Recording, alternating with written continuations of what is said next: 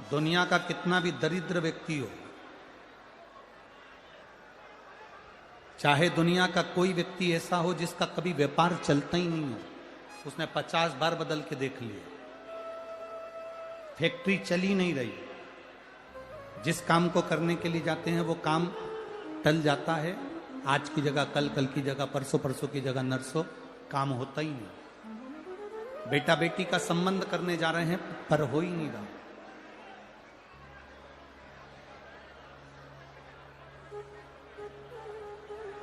कितना भी दरिद्र से दरिद्र व्यक्ति है, कितना भी दीन से दीन व्यक्ति है, एक नियम वो अगर अपनी जिंदगी में बना ले, प्रदोष काल में, प्रदोष के समय पर बेलपत्री के वृक्ष के नीचे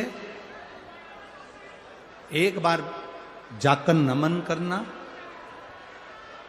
और प्रदोष काल में शंकर भगवान के मंदिर में दिया लगाना, ये दो चीजें अगर वो 3 महीना भी लगातार कर ले तो उसके जीवन में कभी कोई समस्या आ ही नहीं सकती, कोई दुख आ ही नहीं सकता। एक नियम बना, जब कोई कहते तुम्हारे जीवन में कष्ट ही कष्ट है, तब एक काम चालू करो, शिव की आराधना।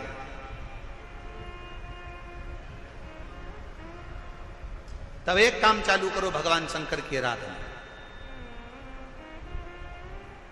3 चीजें अपना लो। पहले नंबर पर शिव जी के मंदिर में 1 लोटा जल चढ़ाना। दूसरे नंबर पर मंदिर में दिया लगा सकते हो तो ठीक है, नहीं तो एक कनेर का फूल पीला वाला, देखा है आप लोगों ने? जम के बोलो जरा। पीले कलर का कनेर का फूल एक, प्रदोष काल के समय पर अगर दीप लगा सको तो ठीक है, नहीं तो एक कनेर का फूल पीले कलर का, शिव जी के अशोक सुंदरी का स्पर्श। अशोक सुंदरी वाली जगह मालूम है ना आप लोगों को? फिर से आप समझ लेंगे।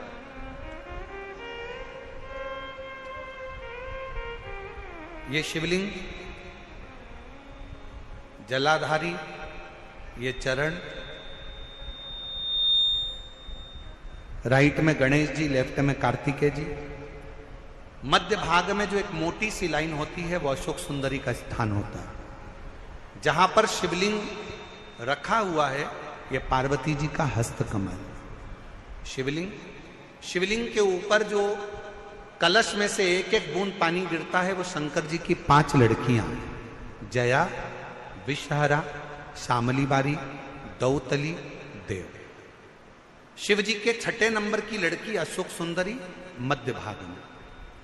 जब एक कनेर का फूल प्रदोष काल में अशोक सुंदरी वाली जगह पर स्पर्श कराकर शिव जी को समर्पित करना।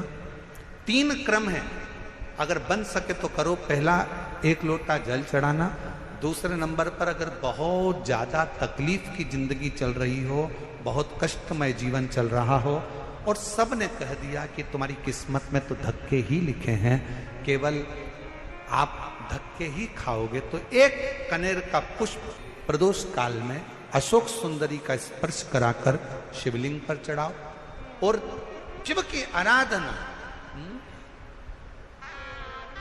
और दिल से बाबा को पुकारते रहो, श्री शिवाय नमस्तुभ्यं, श्री शिवाय नमस्तुभ्यं।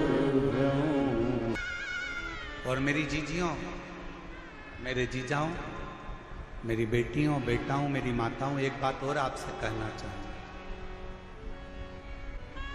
जब आप पशुपतिनाथ का व्रत करो ना,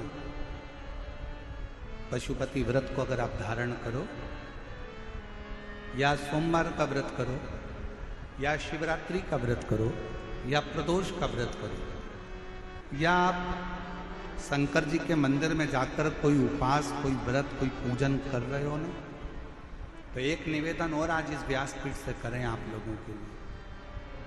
आपकी पूजन की थाली में सब कुछ है, सब कुछ।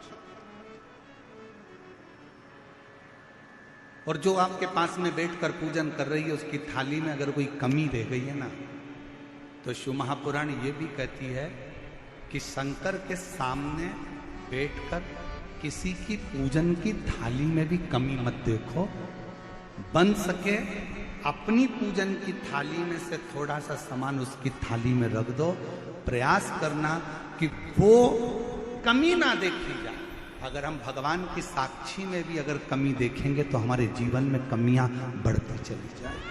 हम क्यों कमी? हे गुरुजी, हमारी टेम्परेरी नौकरी है, बहुत कष्ट में हम, क्या करें हम?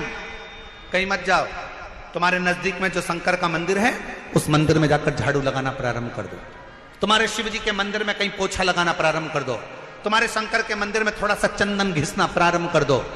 नौकरी पर जाओ, ड्यूटी पर जाओ, बच्चों को संभालो, परिवार को संभालो, उसमें से थोड़ा सा समय शंकर जी को देना प्रारंभ करो। थोड़ा सा समय निकालना शिव जी के लिए, थोड़ा सा समय। ए गुरुजी, अभी मेरी तनख्वाह तो मात्र 8,000 रुपए मिलती है, प्राइवेट जॉब कर रहा हूं, परिवार बड़ा है, गुरुदेव दिल्ली जैसे शहर में रह रहा हूं, बहुत दुख का जीवन चल रहा है, क्या करूं? किसी को हाथ नहीं दिखाना, किसी को पत्रिका नहीं दिखाना, किसी को भाग्य नहीं दिखाना, अब जो कुछ दिखाना अपने शंकर को दिखाना, उसके मंदिर में सेवा करना प्रारंभ करो। और मेरे बाबा तेरी सबसे बढ़िया, यदि कोई एक बार भी शिवालय की ओर चले जाता है, शंकर की ओर बढ़ जाता है, शिवालय की ओर बढ़ जाता है, तो उसके पितर, उसके पूर्वज और उसके जीवन में कितने भी दोष हों, वो सारे के सारे दोष समाप्त होते चले जाते, सारे दोष। और शायद इसीलिए शिवजी पर चढ़ाया गया एक लोटा जल हमारे घर का पितृदोष हो चाहे अन्य दोष हो, वो भी समाप्त कर दे। कितना सुंदर कहा है। जब जिंदगी बहुत संघर्ष में चल रही हो, बहुत दुख का जीवन चल रहा हो, बहुत कष्ट का जीवन चल रहा हो, बहुत कष्टमय जीवन चल रहा हो, तब शमी के 5 पत्ते, शमी के 5 पत्ते, एक दुर्वा के साथ एक अक्षत चावल का एक दाना, वो भी हल्दी में भिंगोया हुआ हो या केसर में भिंगोया हुआ हो, शमी पत्र 5, एक दुर्वा, एक चावल का दाना, जो दिल से हृदय से बेलपत्री के वृक्ष के नीचे पार्थिव लिंग का निर्माण कर कर मट्टी का शिवलिंग बनाकर प्रदोष काल में, मतलब शाम के समय पर शिवलिंग बनाकर उस पे जल चढ़ाकर, जो ये 5 शमी का पत्र, एक दुर्वा और एक चावल का दाना, अपनी कामना कर कर जो दुख चल रहा है बाबा से विनय कर कर एक एक पत्ता जब समर्पित कर दे, फिर एक दुर्वा समर्पित कर दे, फिर एक चावल का दाना समर्पित कर दे और बाबा का वहीं पर पुनः विसर्जन कर दे, 3 महीना तो जाने दो, 15 दिन के अंदर वो दुख कटता जरूर है, चाहे कोई भी दुख, किसी भी तरह का दुख क्यों नहीं।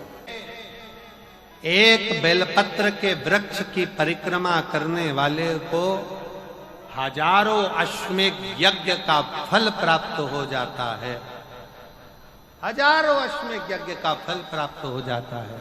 उसी तरह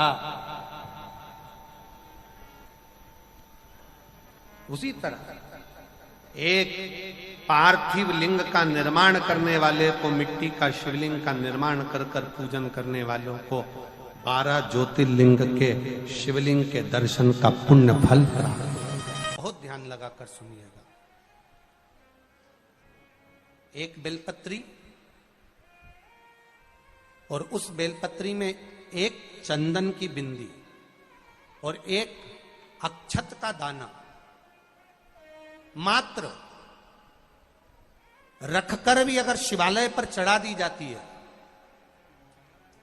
एक बेलपत्री, एक चंदन का बिंदी, और चंदन फिर निवेदन करेंगे आज के जमाने में तुम लोग सब घिसा घिसाया पड़ा पड़ाया डब्बी का सामान ले लेकर, वो नहीं, चंदन की मुठिया रखो, थोड़ा सा भी घिसो, जरा सा भी घिसो, उसकी एक बिंदी और एक चावल का दाना जब हम भगवान देवाधिदेव महादेव को समर्पित करते हैं, अपनी कामना कर कर समर्पित करते हैं, तो निश्चितता है, पुराण की कथा कहती है शंकर भगवान उसका फल शीघ्र प्रदान कर देते हैं। भले आपने कुछ करा ना करा, उसका फल तुम्हें मिल जाता। में जाना, लोटा भरकर जल समर्पित करना, और कभी तुम्हारे जीवन में अगर तुमको लग रहा है कि मैं दुखों से पीछा छूट ही नहीं रहा, तब उस जगह पर बेलपत्री के मध्य भाग में पीला चंदन, ये जो पत्ती है और ये दो पत्ती हैं, ये बड़ी पत्ती और ये बीच की जो दो पत्ती हैं, इसके बीच में जो डंडी का भाग रहता है, जो बीच में डंडी का जो भाग है, बड़ी पत्ती और ये दो छोटी पत्ती के मध्य में जो डंडी का भाग है, उस डंडी के भाग में पीला चंदन और एक अक्षत पीला शंकर भगवान को आप अगर प्रदोष काल में समर्पित कर रहे हैं, तो ये निश्चित है कि धीरे धीरे कर कर वो दुख समाप्त होगा, वो दुख कटेगा ही। अंतर्गत वर्णन किया गया शंकर भगवान की आराधना में, शिव की आराधना में, जब तुम्हें लगता है कि तुम्हारा व्यापार नहीं चल रहा, कोई तुम्हें धोखा दे रहा है, लक्ष्मी नहीं आ रही, बहुत चिंता में पड़े हुए हो, बहुत टेंशन में जिंदगी चल रही है, बहुत बीमारियां तुमको घेर ली है और चारों तरफ अंधेरा ही अंधेरा नजर आ रहा है, तुमने विचार करा अब मैं तो मर जाऊं तो अच्छा, मैं सुसाइड कर लूं तो अच्छा, मैं मर जाऊं तो अच्छा, तो मरने से पहले एक काम कर कर देखना, शंकर भगवान की आराधना कर कर देखना, शिव पर एक लोटा जल चढ़ा कर देखना, और ज्यादा चिंता ज्यादा टेंशन हो तो बेलपत्री के जड़ को घिसकर उसका चंदन बनाकर शंकर को लेपन कर कर उसकी भी आराधना कर कर देखना कि बेल चंदन का फल क्या। बेलपत्र, एक बेल, ये कोई साधारण नहीं, एक बेलपत्र, एक बेल, ये कोई साधारण नहीं, एक बेल। इसकी नीचे की डंडी से लेकर ये दो पत्तियां जहां लगी हैं, और दो पत्ती से लेकर ये बीच की जो पत्ती है उसमें जो गैप है, उसमें जो जगह है, दिख रही है आपको, ये दो पत्ती से लेकर बीच की पत्ती के बीच में जो जगह खाली रहती है, 33 कोटि देवी देवताओं विराजमान रहते हैं इस बीच की जगह में। जब शिव जी को चढ़ाया जाता है तब इस पत्ती के बीच की जगह शंकर के शिवलिंग पर रखा जाता है, तो शिव जी इतने प्रसन्न होते हैं कि मेरी स्तुति करने के लिए ये भक्त 33 कोटि देवताओं को लेकर आया है, मेरी स्तुति करने के लिए। लोग चावल लाए, लोग अंबारियां लाए, धन लाए, दौलत लाए, संपदा लाए, पर एक शंकर का भगत ऐसा होता है जो एक बेलपत्री के रूप में 33 कोटि देवताओं को, 64 योगिनियों को, आदि शक्तियों को शंकर को समर्पित करता है। कितना सुंदर संवाद है, कितना सुंदर बात कही कि भूल से भी किसी तीर्थ में नहीं गए, कहीं हमने गौदान नहीं करा, कहीं हम किसी तीर्थ में नहीं गए, हमने कहीं गौदान नहीं करा, हमने कहीं ब्राह्मण भोजन नहीं कराया, हम कहीं गंगा यमुना कावेरी सरस्वती नर्मदा छिपरा पुण्यवान नदी में हम स्नान नहीं कर पाए। शिव महापुराण की कथा कहती है भूलवश भी अगर पिपलेश्वर या बटकेश्वर किसी शिवालय पर भूल से भी अगर एक लोटा जल चढ़ जाता है तो देव अधिदेव महादेव सारे तीर्थों का फल अपने आप प्रदान कर देते हैं, भूल से भी चढ़।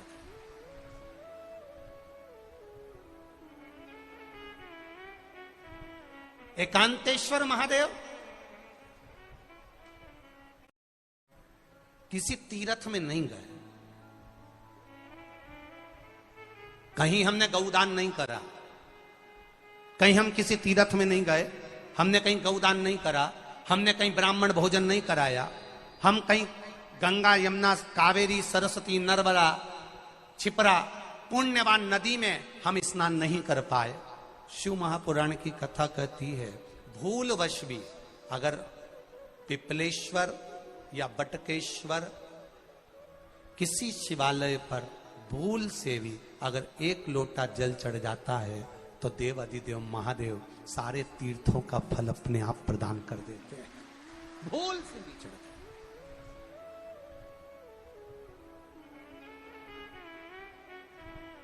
एकांतेश्वर महादेव जो कि एकांत में बैठा हुआ है, एकांतेश्वर महादेव अकेला बैठा है अलमस्त होकर।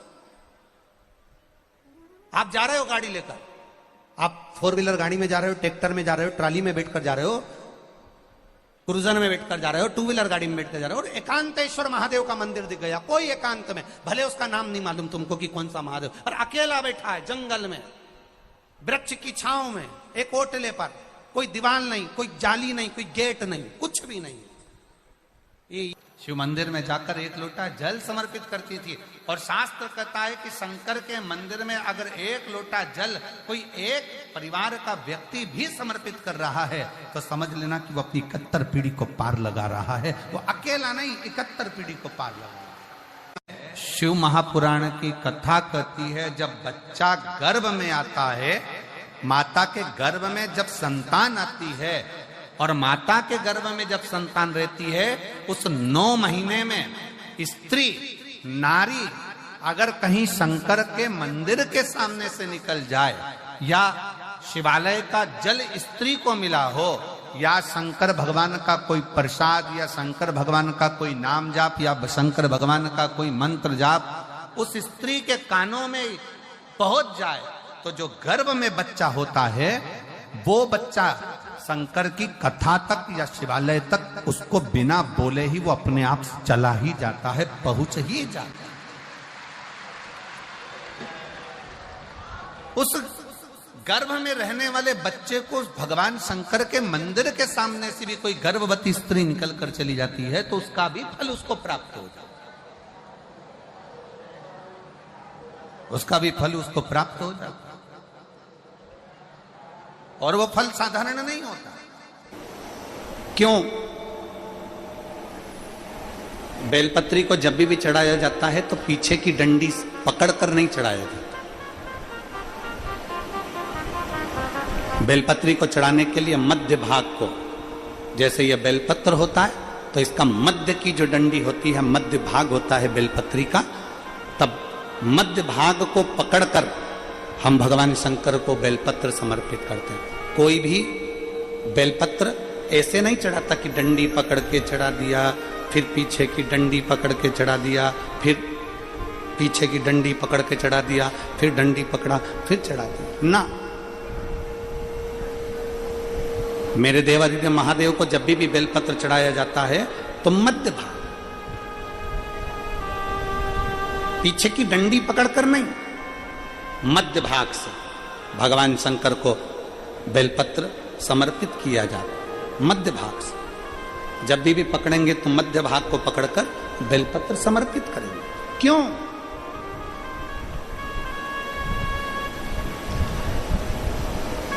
क्योंकि हमने भगवान शिव को मध्य भाग पकड़कर इसलिए समर्पित करा कि ये केवल बेलपत्र का मध्य भाग नहीं है मेरे शंभू, मेरे हृदय के मध्य भाग को मैं आपके चरणों में समर्पित कर रही हूं। मेरा दिल, मेरा हृदय, मेरा चित्त मैं आपको दे रही हूं। मध्य भाग एक विश्वास के साथ दे रही हूं। इतनी सुंदर बात नंदी ने कही है।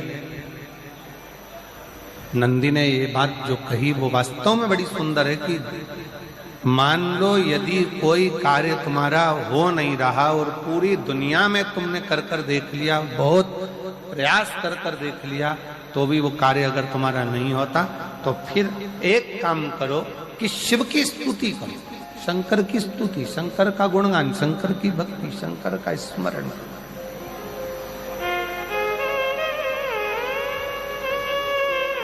फिर शिव की स्तुति करिए, शंकर से विनय करिए, शंकर से निवेदन करिए, शंकर का गुणगान करिए।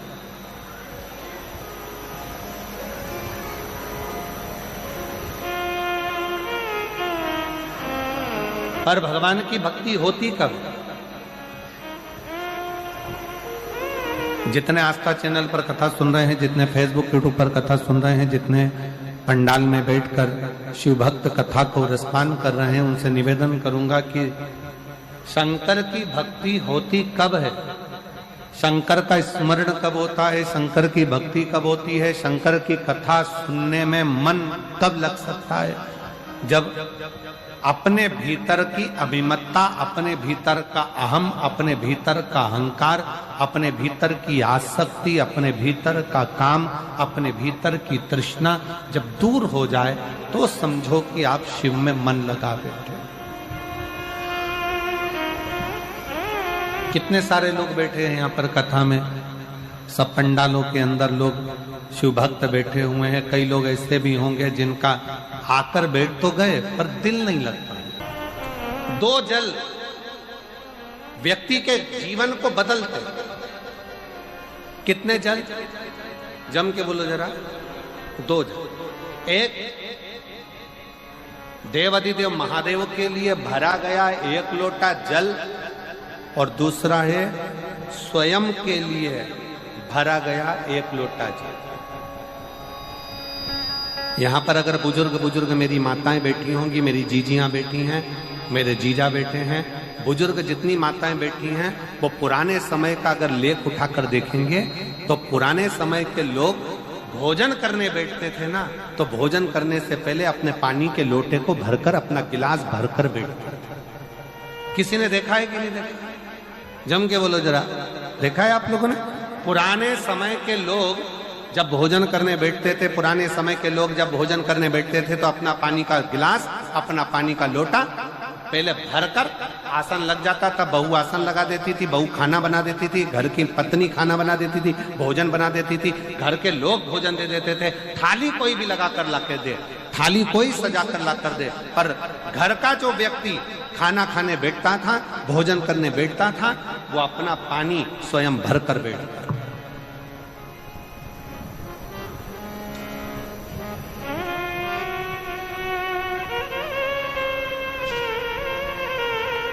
अब आज के जमाने में दुनिया के लोग कहते हैं मैं दुकान चला रहा हूं, दुनिया के लोग कहते हैं मैं घर चला रहा हूं, दुनिया के लोग कहते हैं मैं ये कर रहा हूं। तुम अपना खुद का पानी भरकर तो बैठ नहीं रहे और कह रहे हो कि घर चला रहा हूं। स्वयं का एक गिलास पानी व्यक्ति नहीं भर पा रहा। कितना सुंदर कहा है महाराज जी। बहुत सावधानी से सुनिएगा। दो जगह का जल व्यक्ति के जीवन को बदल देता है। एक शिव के लिए भरा गया जल और दूसरा स्वयं के लिए भरा गया जल। स्वयं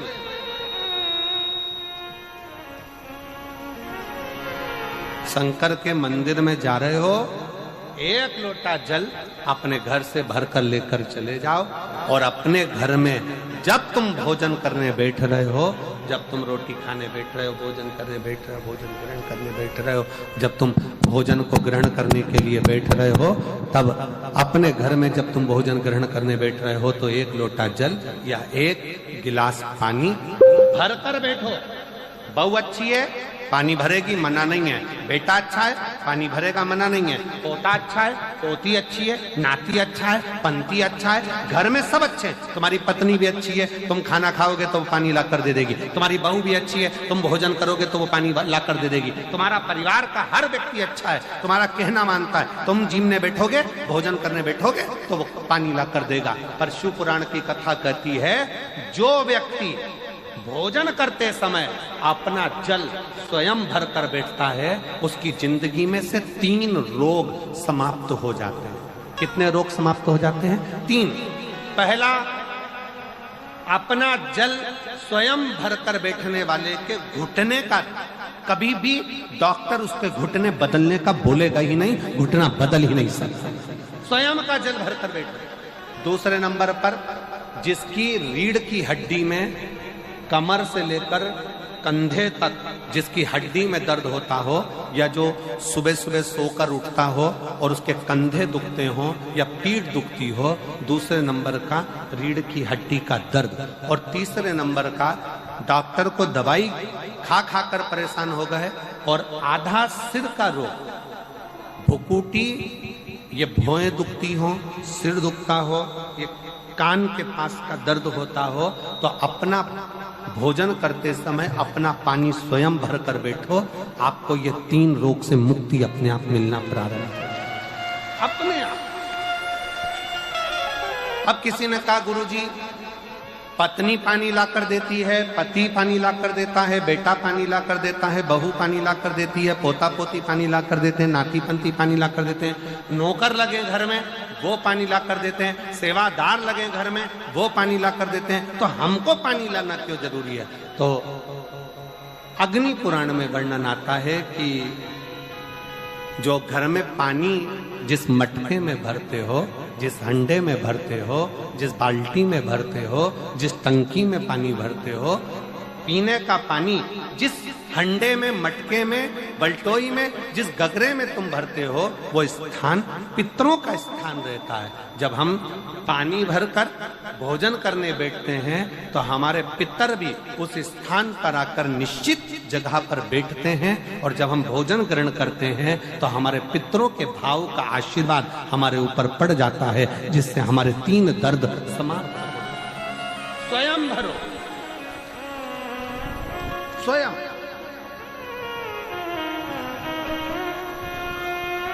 अब आज का जमाना इतना विचित्र है कि नौकर चाकर, परिवार, घर इतना बड़ा हो गया।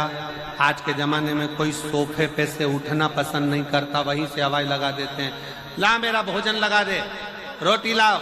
रोटी आई तो मालूम पड़ा पानी ला कर रखा बहू ने। वो बहू ला देगी, बहुत अच्छी है, बहू बेकार नहीं है, बहुत अच्छी, बेटी बहुत अच्छी है, ला देगी पानी, भोजन भी लाएगी, पानी भी लाएगी, सब कुछ लाएगी। पर पहला फर्ज अपना है, जब तक शरीर चले, पांव चले, हाथ पैर चले, और तुम पलंग पर नहीं पड़े हो, तुम्हारा शरीर अगर चल रहा है तो पहले रसोई घर में जाओ, लोटा भर, लोटा नहीं भर सकते तो गिलास भरो, गिलास नहीं भर सकते तो थोड़ा सा कटोरी में पानी भरो, पर अपने पीने के लिए थोड़ा सा जल स्वयं के लिए लेकर आओ। वो जल इतना कारगर होगा कि तुम्हें रोग से निवारण करता चले जाएगा, रोग समाप्त करता चलेगा।